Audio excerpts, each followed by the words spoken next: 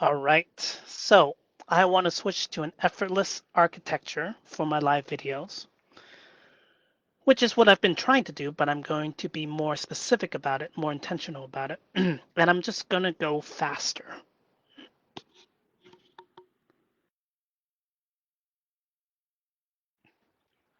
So that means I am just going to be here and use my subconscious to effortlessly flow through anything that I want to talk about and use this as a similar to what I use ChatGPT with, right? The primacy is always my own brain, my own truth sense, and everything else is a tool. I don't forget that. So how I use ChatGPT is I have my phone here. Whenever I get an idea, ding, just it's not always complete. I put it in. I don't need to worry about the order. I just talk about like, here is the fragments of ideas that I've captured. I have a suspicion that it is a part of a bigger pattern. And I just ask it's like, tell me what the underlying pattern is. And oftentimes it will take the pattern and it will give me the underlying structure. It's like, oh, like the last time when I fed it improv versus argument. It's like, oh, I can already argue effortlessly. And yet when I do comedy improv, I don't worry about truth. Actually, I didn't get this insight. This was the insight that it gave me that was underneath it, right? I already knew I can argue effortlessly because I use my truth sense and either something that somebody would tell me I would either feel like it's true to my own structure of thinking or it's false according to me. And I'm not always correct. I'm very clear about that. I just think I'm correct, and I can't give away, I can't pretend that I think something is correct when I don't think it's correct. That's just simply not, right? So that's very high coherence. I'm very committed to the truth. So I'm not making anything up, and this is just what I think is true, and that's all. It's from my perspective. I'm not saying it's the truth. It's just what I think of. My system is saying that this is in alignment with me or not, right? And then I argue. The arguments are automatic. I can feel the dissonance in some of these arguments, and I would try to talk about that dissonance and why I feel like that particular angle is not correct or some version of that. So when I argue, I'm very high on truth and very low on imagination. And then what I've been trying to do is comedy improv where we just make stuff up. You know, there is no truth. It's just like, oh, my name is Fred and I work a cookie bakery now. Like, boom, like, okay, let's play it around with that um, scene. And then next moment it's like, oh, robots invaded. Oh my gosh, what do we do with that? It's just all pure imagination, pure play. But I didn't see the two frameworks of truth versus imagination. Imagination. So that is the example. Like I gave it the example of me being able to argue effortlessly. And I'm working on being able to improvise effortlessly. And the trick with improvising is going into a scene with nothing in my mind. That is like mind blowing. It's just like trusting that something will come up as I'm leaning into it. It's a very subtle distinction, but it makes absolutely all the difference. Now that I mention it, I am using my mind here. So my brain itself is a biological supercomputer. That's how I see it.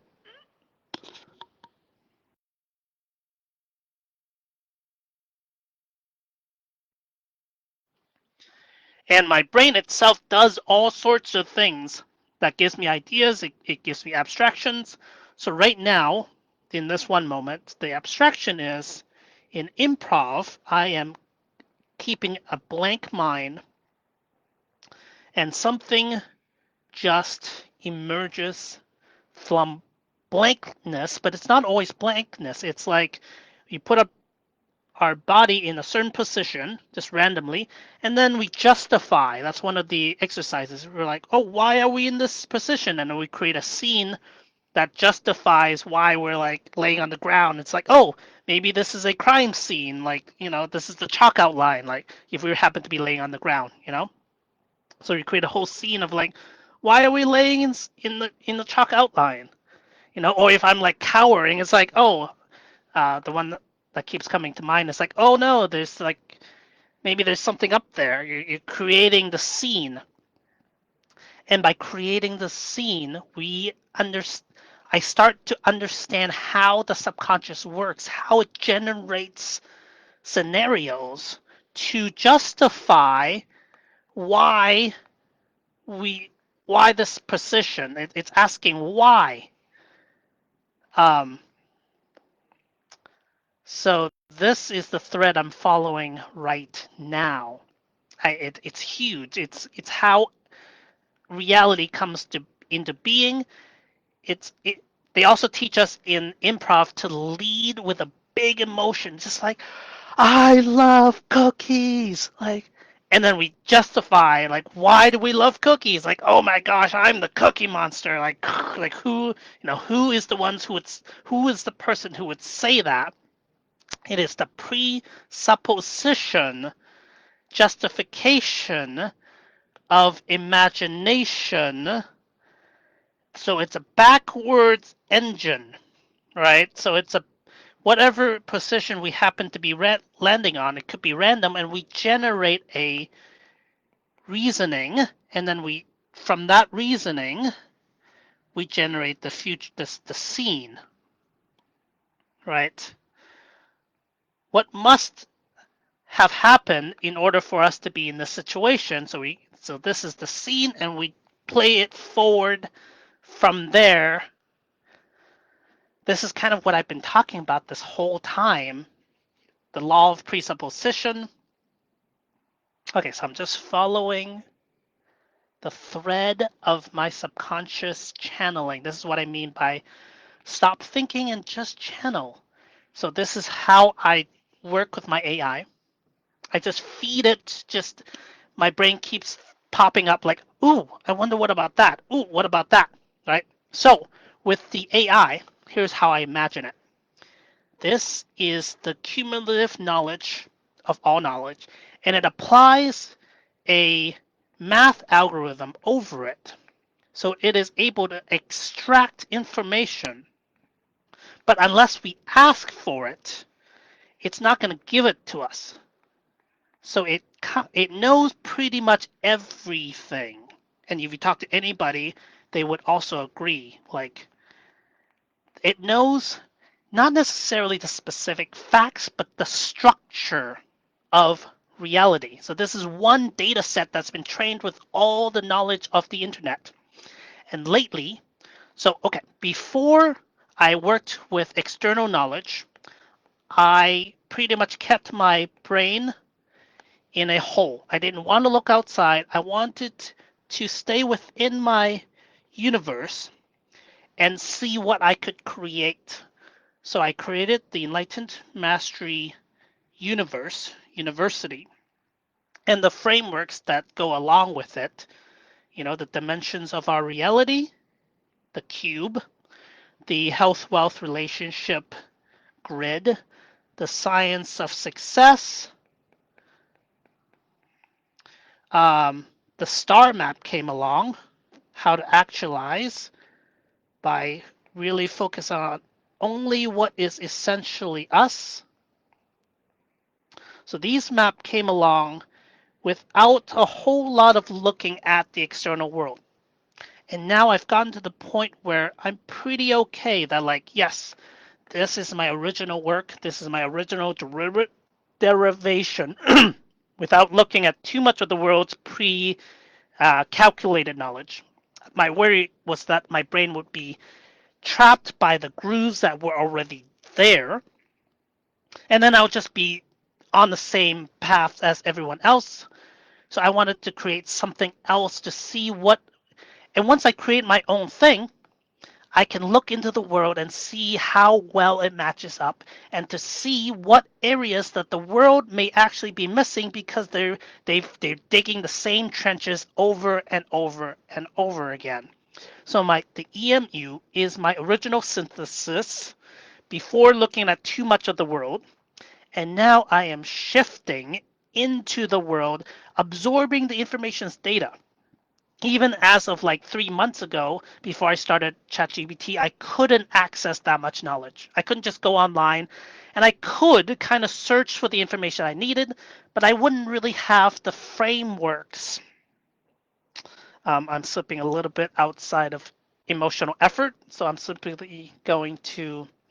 Okay, I always have a meta mind framework that's activated at all times at this point. So I'm monitoring my entire system, and I am activating the effortless system. Effortless, whatever. It doesn't matter. It doesn't matter what it is. The words right now, like just earlier, all these words were speaking from inspiration instead of trying to appeal to somebody, instead of trying to teach this to somebody. That's just my entire effort. I'm not very good at teaching at somebody who has taught their entire life would automatically kind of know how these people think and how to shift what they know to that person. I'm not specialized in that, and I've been trying to do that, and that gets me caught. So here is moving at my own brain's pace, but sometimes I go a little too fast. Okay.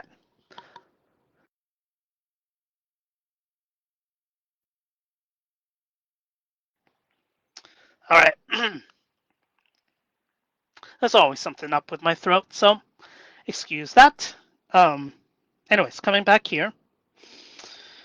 Um, this is how I use AI. I use fragments and I put it in and I tell Chat, like, okay, ChatGPT, these are the fragments of things I think about. Bring it all together. Give me the framework underneath it. I got this framework. I pull it back in my brain. It's like, oh, cool. Okay. And then I work to integrate it with the rest of my knowledge. The thing with this is that this is the bedrock of my mind. AI will say so many things when you ask it things without a framework to hold it. It starts becoming really bloated really fast. How do I pare information down? So this is my next objective. It's like, okay, how do I get the feel of the entirety of all human knowledge? Before ChatGPT, this endeavor would have been absurd. No one human could say like, "Oh, here is what everything relates to," because they don't have that much data. They don't have access to that much correlations. ChatGPT is this one being, one algorithm that pulls all the knowledge together and has synthesized a structure. So this knowledge pertains to this piece, this knowledge pertains to this piece, and I'm looking now to create a structure that my mind can hold all the knowledge. So that is how I am using ChatGPT, is to extract information, but if I pull it too fast, I can't remember it. I I have to pare things down into a way where I am not needing to remember anything at all. It is simply the nature and structure of reality. So this is my latest synthesis. This is the theory of everything. I'm just going to state it, and it will be what it will be. So everything pares down to a 1 or 0 choice. let's say a lion, that's a really bad lion, but let's not worry about it, right? Wants to go after this bunny. It has to choose when to activate the one. It's like sneaking, sneaking, sneaking, or when it chooses to do a 0, when it's like, oh, it's not worth it, or maybe it's too dangerous, or maybe there's another um, lion over here, and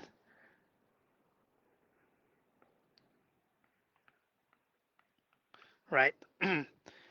So 0 is actually the easier choice to simply not do something.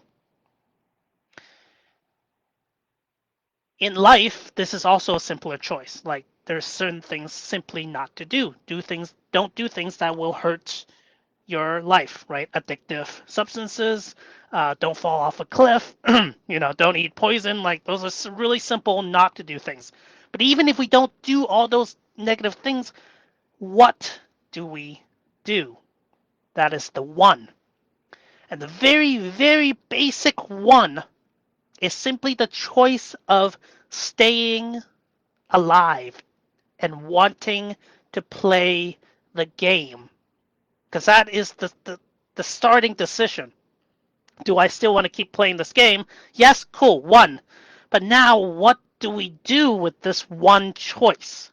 Okay, let's backtrack a little bit though. 0 is the things that we shouldn't do, but oftentimes our life drops into this -1 emotional state.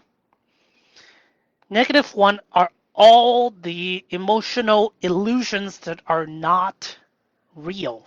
Every form of self deprecation, shame. I mean, shame is a little different. Sometimes, like, you think, like, oh, did I do something right? Like, I need to do better. Like, but the shame itself isn't necessary. My emotions are looping a little bit, but okay. This is the whole set of negative emotional illusions, anxieties, feeling not like I'm not good enough, um, frustration at myself, self emotional violence towards myself. Right? This is all states of -1.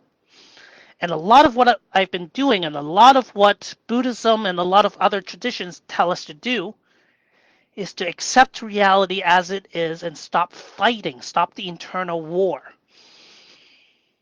Right? All the fighting is not real. There's not necessary. We're comparing something to an infinite perfection, you know? The all saints fallacy. The only reason we're angry at ourselves is because we're comparing ourselves to this hypothetical infinitely perfect person, and we find ourselves not worthy, not good enough. But it is an absurd comparison, which makes us feel like it's a -1. However, the truth is, there is no time, not in the 0 of sense, that it's all perfect. This is all a state of the number 0. There's nothing we need to do. There's only now. I'm not saying there isn't time and there isn't things we can do and time management. No. I'm only stating that within the realm of perfection, there's nothing to do. This is anchored to the number 0. So we're going from -1 back to 0.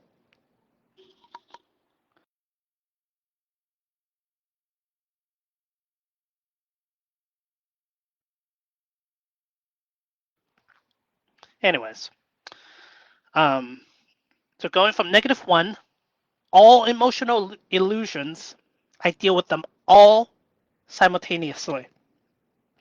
This is what the classical enlightenment talks about. It's going from -1 to 0.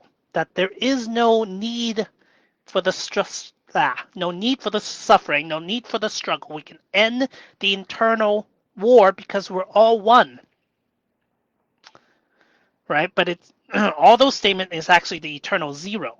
When there's one, okay, let me pause that. Let me come back here.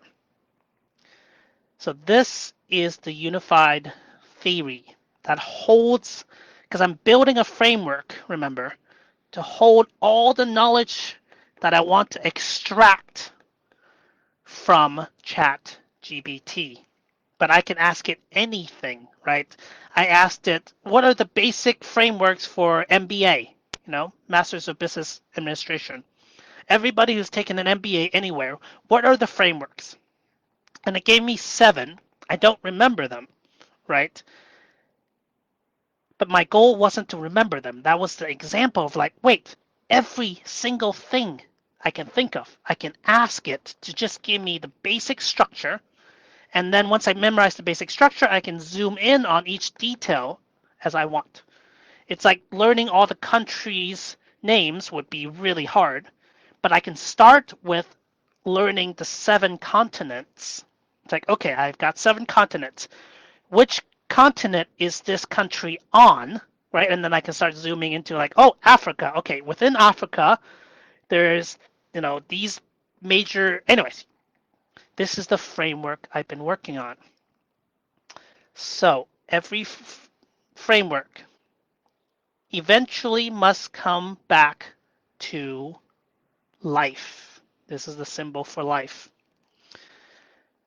This all is in alignment with that. And for life, 0 is one of the choice, not to act. 1 is, okay, let's take an action, any action. Wait, but which action? Now this 1 splits off into 2. I get 2 choices. Do I go left or do I go right? Right? This bunny, it's running from the lion. It's like, do I run to the left or do I run to the right? Left, right, or stay straight, right? But let's stick with just 2 for now. The very first 2 choice, in order to make this choice, which one is correct, you now have to start simulating the entire world in order to figure out if this choice is better than this choice. So the number 2 is the very beginning of choice. When there's only 1, there's no need for choice. There's only 1 action. Okay, I'll do that. It's like, there's only 1 car available. Which car do you want? It's like, do I want a car? Yes. This is the only car available. Okay, I'll take it, 1 isn't a choice. Unless you choose 0. Do you want to take the car? Not. If I don't take the car, I can't get anywhere without anywhere that I need a car for. So it's not really a choice, 0 is also a choice, but that's simply choosing not life. Eventually, if you don't do anything long enough, you don't maintain your life and the game will end. And that's fine. That's a choice, but if you want to keep playing the game, you got to choose life, which is the first choice, which even choosing between 1 or 0, you see, that's already 2 choices. That's already 2. So going into 2 is the very first choice. That's the framework. And before yesterday, we had already derived these 4 words as the cumulative of all the enlightened mastery universe can boil down to: notice, accept, play, and act. When I have these 4, here's how it worked for me.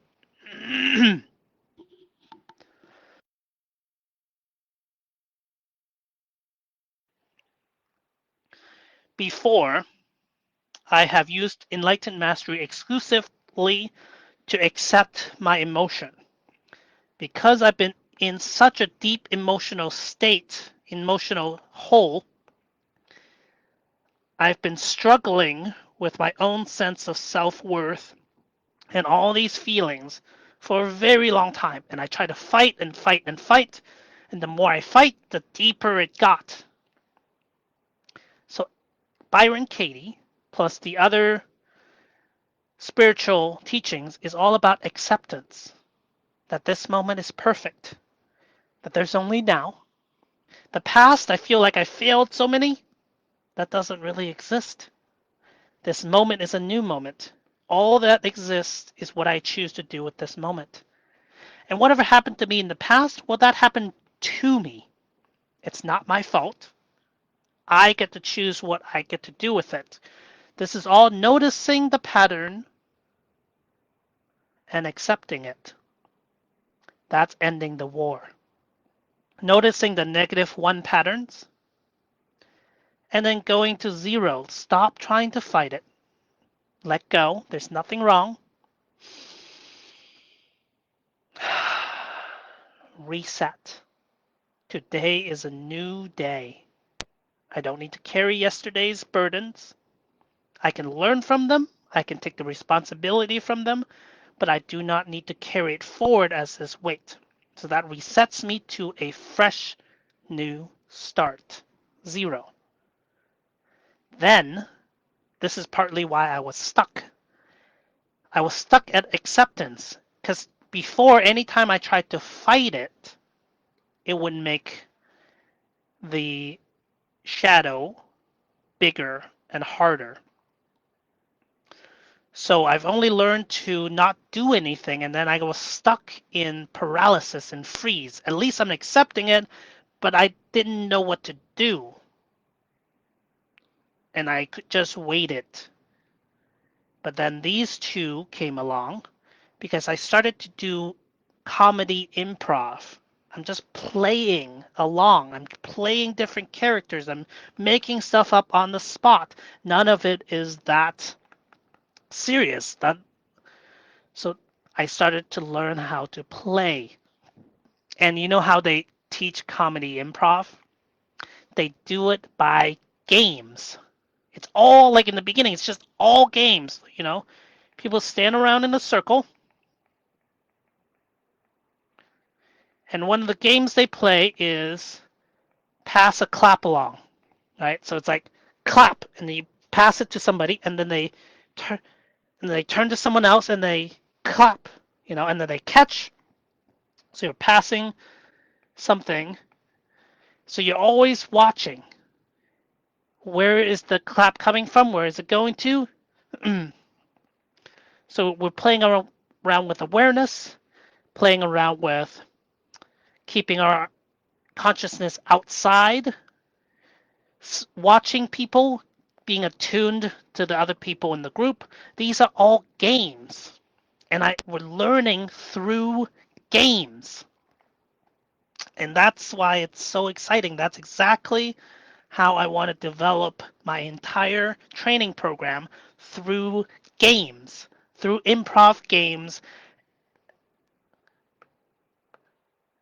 My mind just ran out of thoughts, so I'm going to stop.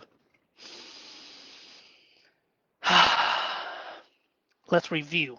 When I'm stuck, let's come back, review. My goal is to stop thinking and just channel. This is how I use AI. I'm sitting here. I'm pulling my consciousness back. I'm just looking at the paper. The goal isn't to communicate anything. The goal is to use this moment as an amplification of my own consciousness. And in this case, with this live video, I don't have an AI talking back to me, so I'm not amplifying the reflection. But imagine I drew all these things. I'm sending it out one way into the world. Nothing is coming back. With AI, I'm sending all this stuff that I'm thinking about. I send it in, and something comes back. And it gives me a slightly different piece, and my mind takes that piece and creates a new cycle. So that's how I use AI as a tool for my own thoughts, and it bridges the gap from one thought to the next. And I try to pull all the, oh, there's another thing too. So I've been working, I use it to develop the ideas, the scraps of ideas, and then I go meta with it. I pull back and I look at how I look at things, the process of how I put ideas in and get ideas back out. And then I look to see how I can refine this loop. One of the ideas I could is I can take the ideas, concepts, and well, one of the things is I take whatever it gives me, usually it's in Word format, and I translate it into visual thinking, into the grid, and I take all the previous pieces and I put them all together to see how this new concept can integrate with the rest of my models. So let's do this right now, right? I haven't really done that too much with the truth versus imagination TVI quadrants. The Z quadrant here is consciousness. So downwards would be like negative, -1, +1, all the way to like higher consciousness, conscientiousness, love. This would be fear down here. Trust, love, cooperation. And argument is kind of like the sword of truth. Improvisation is play. I don't have a word for play. Moving on. Okay, I'm just gonna write play. Got it. See, my brain just tells me these things and I don't have to try at all. Effort is very much not needed. As long as I just keep flowing. So, this is where ideas come from. When I am good with improv and I'm good at just letting my mind think about whatever, without the limitation of truth, this is the fountain. And then I want to constrain it to reality. So, and then there's intuition on the back end that gives me pieces and then cycles back.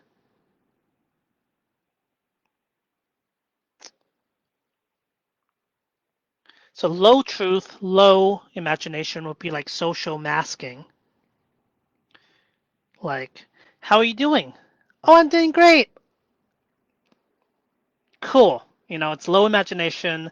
Is it really true? It's just a social nicety.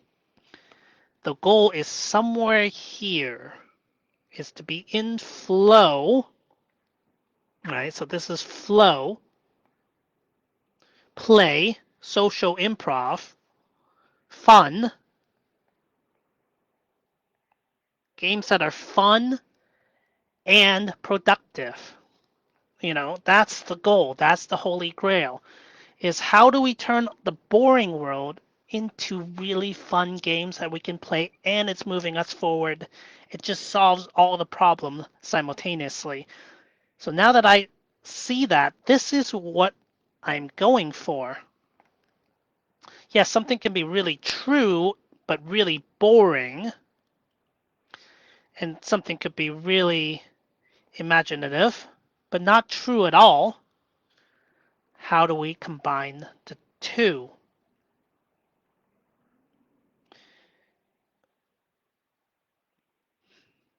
Okay, where does that fit? This might be a fundamentally different map, because this is about the dimensions of our reality.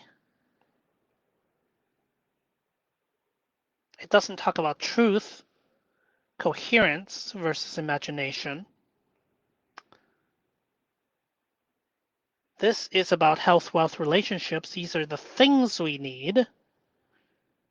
This is about the emotional traps of why we don't just keep doing stuff for success. This is about letting go of everything that's not essentially us so we can self-actualize and optimize our brain. I think I may have to add this. It's simply not here. It's not a dimension that is covered. Maybe it's symbolic. The closest it is it's on the symbolic plane. Is it true? Is it imaginative? Is it fun? It's the symbolic and emotional plane, the games.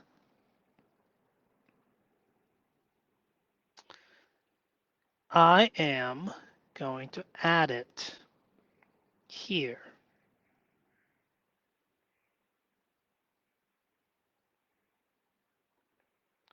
Truth versus imagination.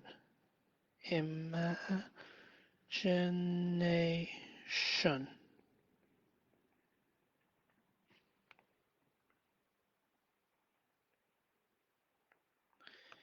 Improv is here.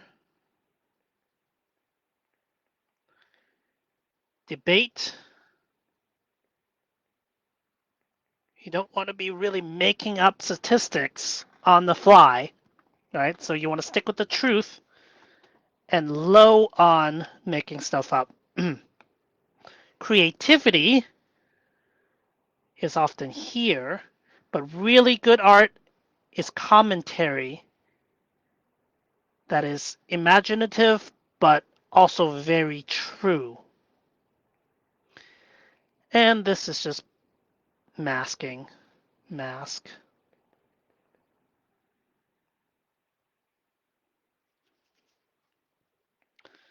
What is this? Flow, games, play. I would say this is flow. Maybe. Flow, games.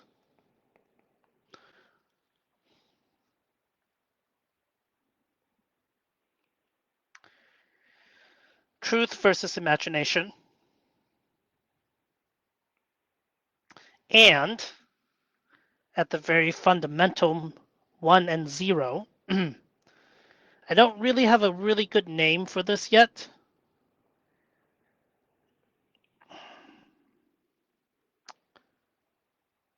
So, -1, 0, everything's perfect. It is now. I choose life.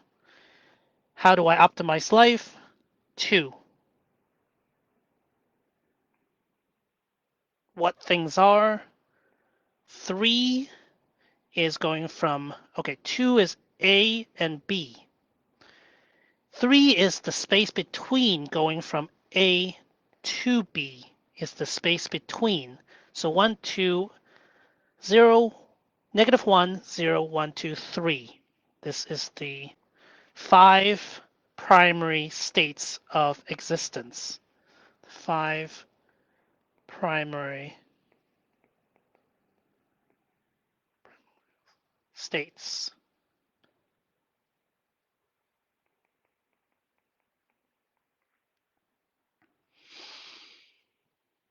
This is why I don't have to remember, because the number itself will tell me what it is. So now I have a system for putting all emotional illusions, delusions, suffering goes in the realm of going from -1 to 0, acceptance. All emotional fuel is going from 0 to 1. Okay, so this is the 3 steps to success. 1, know what to do and do it. However, If I'm not doing that, I need to, 2, decrease emotional blocks, and 3, increase emotional fuel. So, know what to do and do it. That is 2 and 3. To know what to do, I need to know where I'm going, and then I need to do it, which is 3, the step by step. Decreasing emotional blocks, well, that's -1. There ever is just reality. There's no need to be fighting ourselves and making things worse. So that's decreasing emotional blocks, decreasing self-sabotage, fighting ourselves, self-emotional abuse.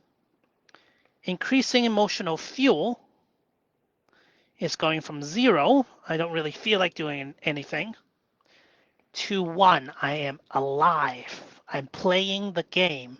Everything's exciting, on purpose. I'm on my life's mission. I'm getting paid for what I do. Life is good. But what do I do? Again, that's 2. Knowing what to do is 2. And doing it is 3, the third step. So 1, 2, 3, 4. 1, 2, 3, 4. Notice, accept, play, which gets us to 1 and 2, act. Do the things we need to do. Success is a mechanical process. You do the things you need to do, and it will lead to success. 1, 2, 3, 4. So 1, 2, 3, 4. Okay, so that is the framework. My goal is not to just absorb all the knowledge. How I do it, what framework I put it under, makes all the difference in the world. So, this is the basic fundamental framework for all of existence. And I align every knowledge I absorb to what is useful to me in my day-to-day life. And I have these other maps. So let's try it, right? The dimensions of reality is saying what exists in the world. It's either 1 to 2. It's somewhere right here. I'm alive, I'm here, but how do I figure out what's out there? Ooh, okay, so it's this. I'm choosing life, but now I'm learning how to play it. And then once I have the map, I need to execute. This is great. See, this is how I think. This is why visual thinking lets me see the patterns. I'm not going to give a percentage, but it's wildly different. So this is map. I know where I'm going. This is action.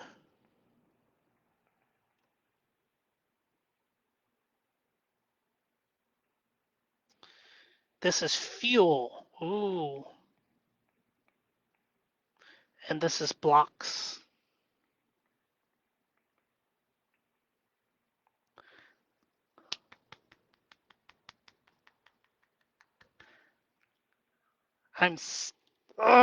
See, this is how I know I'm on the right track. Is my internal systems give me like this excitement. It's like I've never seen this before. And it's all anchored to the number itself, the basic reality.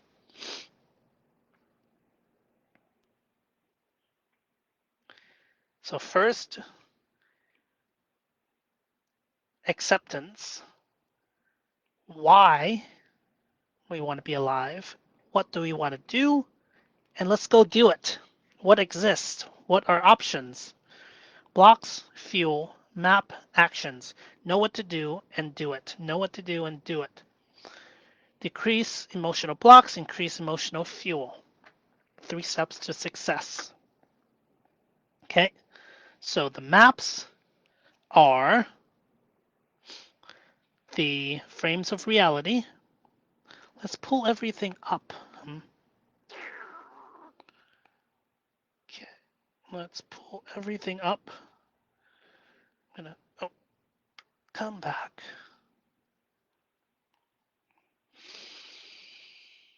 Hmm.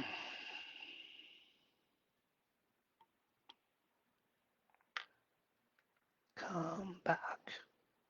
Okay.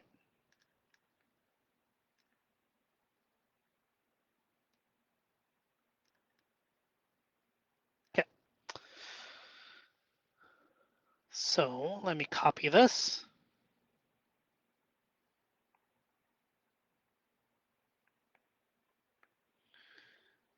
And let's bring it up here.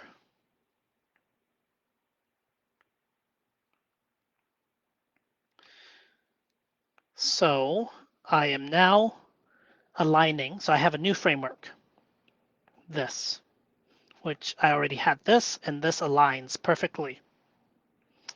So knowing what to do is the map. Knowing what to do, where am I? Which dimension am I in? What do I need to do? Health, wealth, relationships. Emotional blocks. Oh, emotional C. Emotional blocks. A map of what to do with the information. This is the map of what to do. Truth versus imagination is also a map of what types of action I'm aligning towards truth, or am I aligning towards imagination, or both maps. So I've been building maps, which includes maps of emotional blocks, which now I see a blind spot is to map out my emotional fuel, a map of desires, money, reproduction, and self-control, power. So,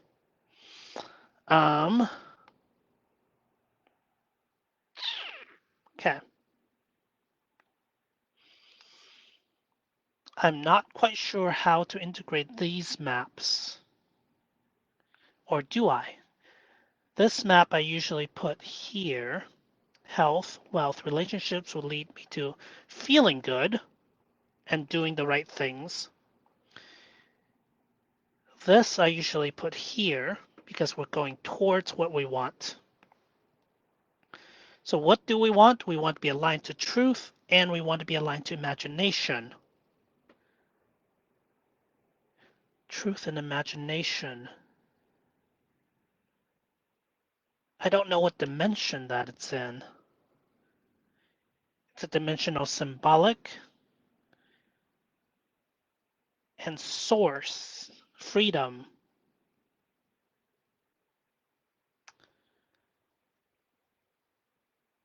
Anyways, I'm going to pause here. It's not coming to me naturally, so I'm going to stop trying. That's the thing. I try a little bit and then I'm going to stop trying because I don't need to. It's not emerging, and this is where I'm at.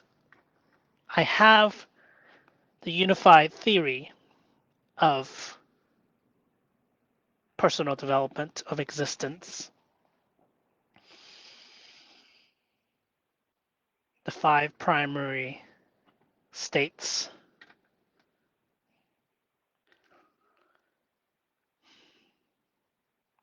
This is the part where I feel like I should be like saying something really great about it, but I'm not tuned to external. I'm not tuned to making this information externally exciting. infotainment, edutainment, whatever, educational entertainment. I'm not tuned to that. So I'm going to let that go and come back to myself and seeing what is emergent, what works right here, right now. Where am I? Well, if I have emotional blocks, I'm right here. I work on acceptance.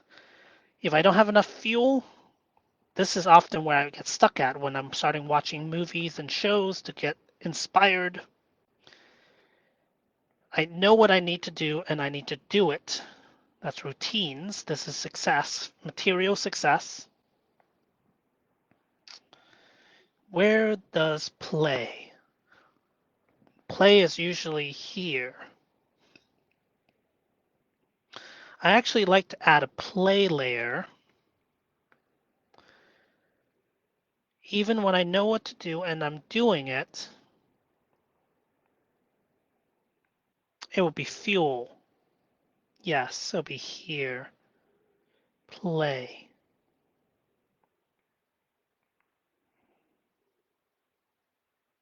Acceptance is here.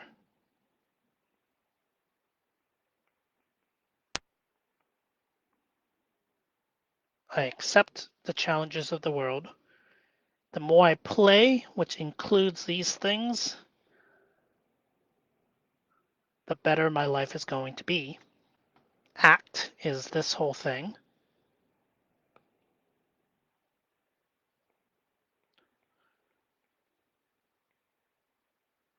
I know what to do, and I am doing it.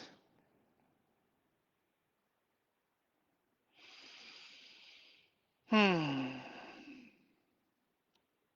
guess notice would be kind of in the very beginning of consciousness, catching myself, accepting it. So, yep, this is the latest unified framework. The 5 primary states. I know, I'm still working on the name. This is the theory of everything, connected with the 4 words, connected with this somehow. Notice is like masking. Notice that I'm just masking. Accept that. Move into truth. Then learn how to play. And then act with that knowledge. So it's this N here.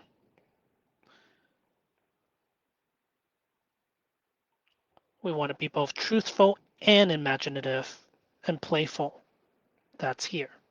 Going from here to here without being too strict or lying.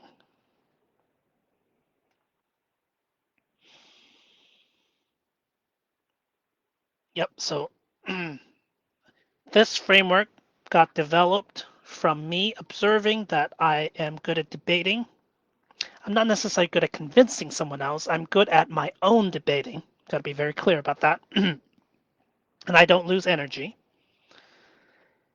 I'm working on improv. It created these 2 axes of truth versus imagination, which then showed that masking would be right here, which then showed the goal of flow games being right there. So I took the pieces, our debate versus improv, I plugged it into the AI. It gave me this framework.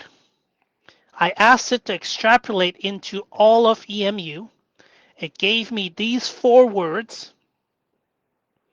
And then I wanted to reduce everything down to a theory I've been already working on, which is everything breaks down to either 0 or 1, non-action or action. But what kind of action? But actually, and then I realized I can go backwards, -1. I've already have a -1 reality. So that's why -1 works. So then -1 to 0 clean slate, acceptance. 0 to 1 is desire. I want to be alive fully. Okay, I'm alive. What do I need to do? Well, I need to know what to do, and then doing it is going from A to B is the third place in between. So I developed this last night or today. Right now, I've locked it in a little more. I've now since mapped on these 4 words onto this sequence to validate why these 4 sequence. That is true for everything here. And these 4 was derived from this. So this is the science of life, of action, of personal development, of peak performance, of performance itself, of action. So I guess I am studying peak performance. I am in the same field as peak performance. Peak performance.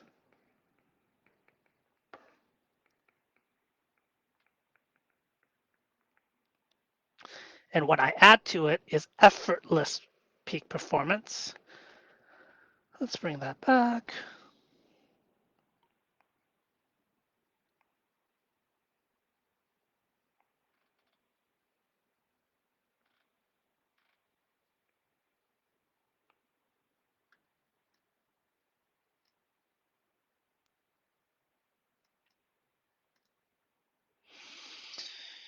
All right, come on. There we go. Okay.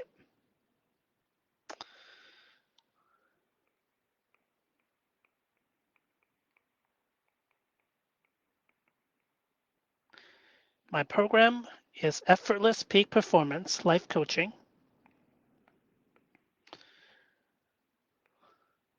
The most comprehensive program that I know of to exist since I'm the one who made it. So,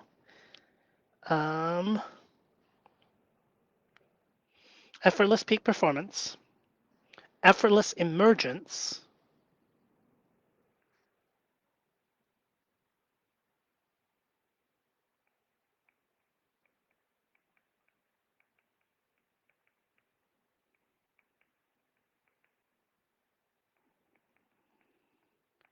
also it is the science of success.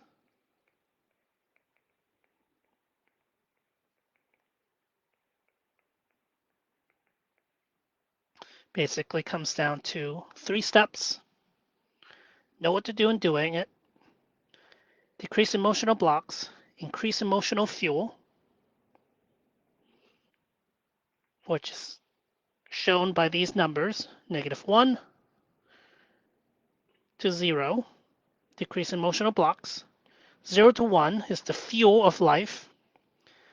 Then figuring out where we are and where we want to go is know what to do.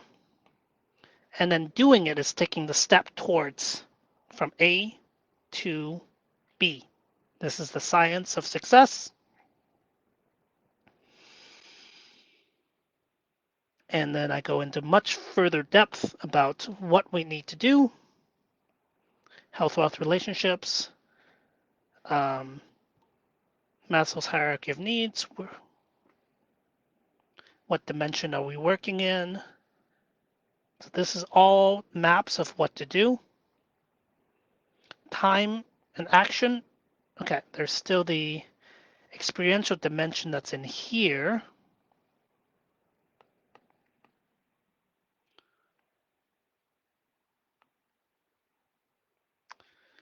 The experience of playing the game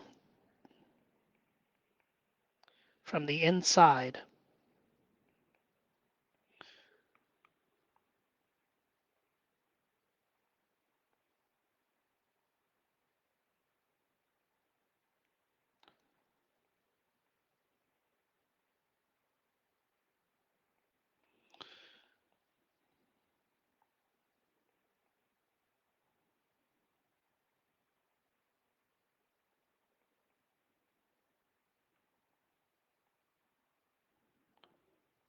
Something like that.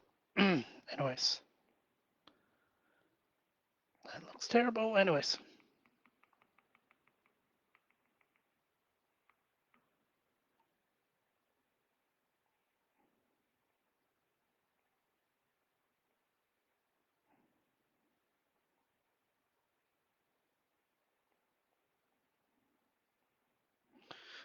Like how we're playing the game from the inside out. That's the experiential dimension. That is the entire program so far. And enlightened mastery is the 2 words.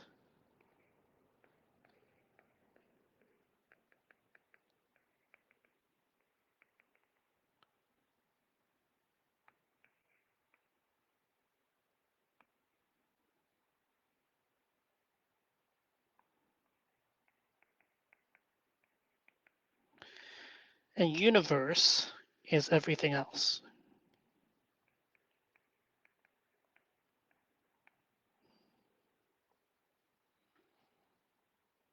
It's the entire spectrum of all reality. Know what to do and do it. Optimize the playing of the game, the experience of the game, and then be in the universe having fun. That's the science of success and the science of effortless peak performance.